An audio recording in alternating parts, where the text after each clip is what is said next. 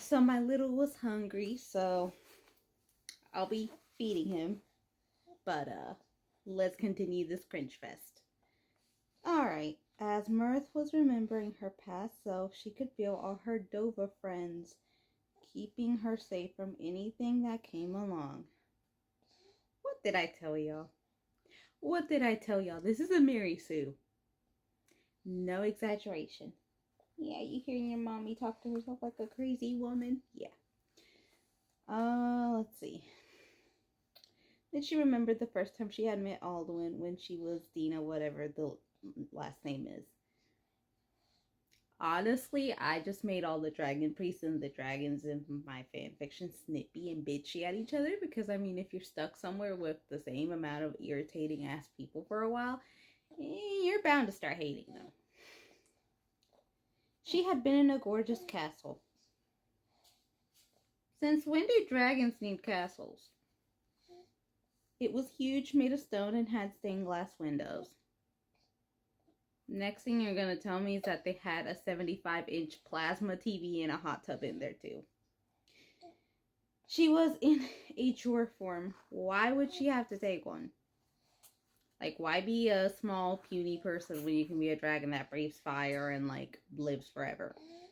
She had a long, white, and elegant dress made of some silk-like material and was not wearing shoes.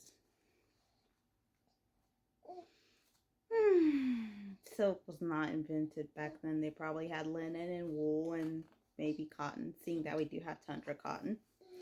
Anyway. And she was not wearing shoes. That sounds like a mistake. If it was truly silk, it was obviously expensive. She had on a silk white hood that was attached to the dress or the mask.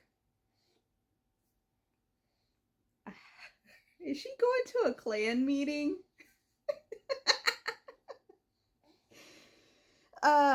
She looked into a mirror to see her mask. It was a dragon-like mask, priest-like mask, only more feminine and elegant. Here we go with the special bullshit. Literally the only two masks that we see that are slightly unique is Conrad and Marak and the other people on Solstein. Because, you know, those four got corrupted by Hermaeus Mora. And we don't exactly know why Conrad Hick looks the way he does. So, yeah.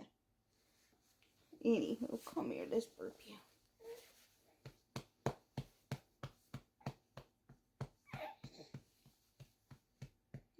Mi bebé. Yeah, see me, papichi. She continued walking down the corridor towards the throne room. Alduin had called a meeting for all his trusted Dova. Due to a recent injury, Alduin had called a meet. Dina whatever was required to attend. She was not permitted to leave Ovening's side and say in case of a group of rebel Jor used it to their advantage. She soon arrived in the throne room. It was large, and Alduin sat on an exquisite black throne in the center. Again, why would any of them have to be people? Like I said, they're already powerful as dragons. Odoving, Parthenax, Drinevere. I'm not even going to attempt to pronounce the rest of these names because it sounds painful to try to say them. Blah, blah, blah. Virturiol, Salatar, Nagalev, Milmurir. Oh my god, I can't say them. Sorry, y'all. Okay, so basically all the named dragons that we have in Skyrim were there. And the final two were twins, which if you've ever done like the Dawn Guard shit, are the ones that pop up out of the ice when you go to the Forbidden Vale, sorry. They were all there to listen to Alduin's orders for the coming week. Alduin looked at her brother. Okay, and smiled a bit. Odoving continued training the younger dragons to fight well. They are making much progress thanks to you, he said in a proud voice. Odoving nodded and turned to her, soon looking to Alduin. Do you have anything for my little sister to do? He asked. Alduin stared at her and hummed and thought. Get Odoving, I have something for her to do, but we'll have to wait till this meeting comes to a close. He responded, and then, turning to the other dragons.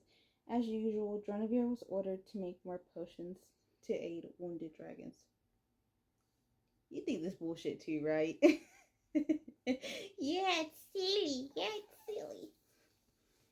My sweet boy.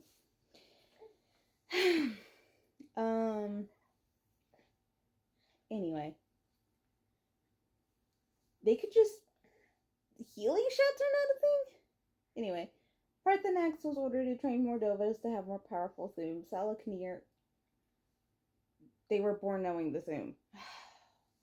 Salakinir was ordered to forge weapons that might kill the Jor effortlessly, not like they couldn't while they were in. My head is starting to hurt. I don't even know how to justify that. The twins were ordered to hide under the ice that surrounded Alduin's current palace and to attack the Jor that attempted to cross.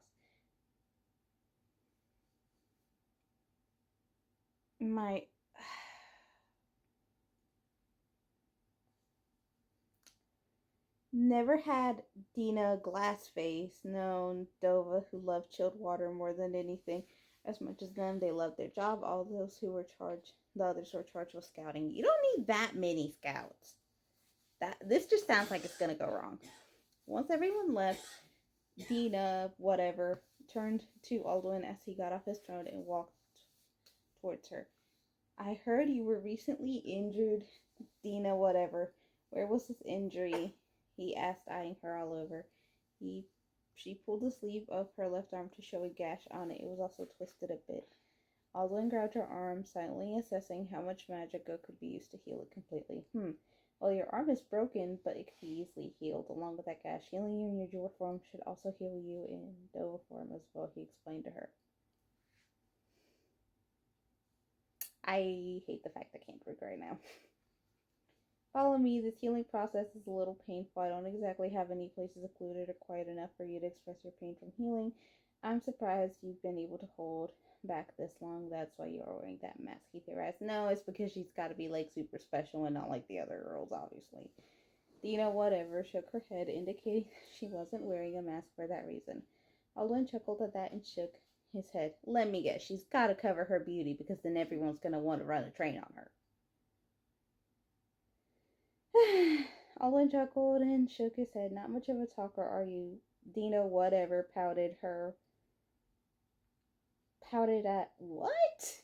Yeah, I'm not gonna attempt that sentence because I can't figure out what this person was trying to say.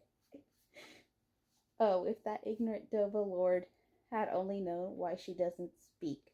She decided to give him a taste of her voice by saying dragon gibberish to impress him or something. Fuck if I know. Alduin silenced her with a look before she could finish her powerful sentence. Just speaking in Dozo had caused the whole palace to shake. She's so special, y'all. So special. I mean, in both senses, but whatever. Her Thuum was powerful. He couldn't doubt that ever again. I see now why you do not speak. I shall take it upon myself to see that my brother Parthenax teaches you to control your Thuum. We can't have you crashing down the entire palace now, can we? He said as they arrived to a room. Alduin looked at her and spoke. Sit in that bed over there. I'm sure I've got some Argonia blood wine around here somewhere. It should take the edge off of the healing process. What the fuck?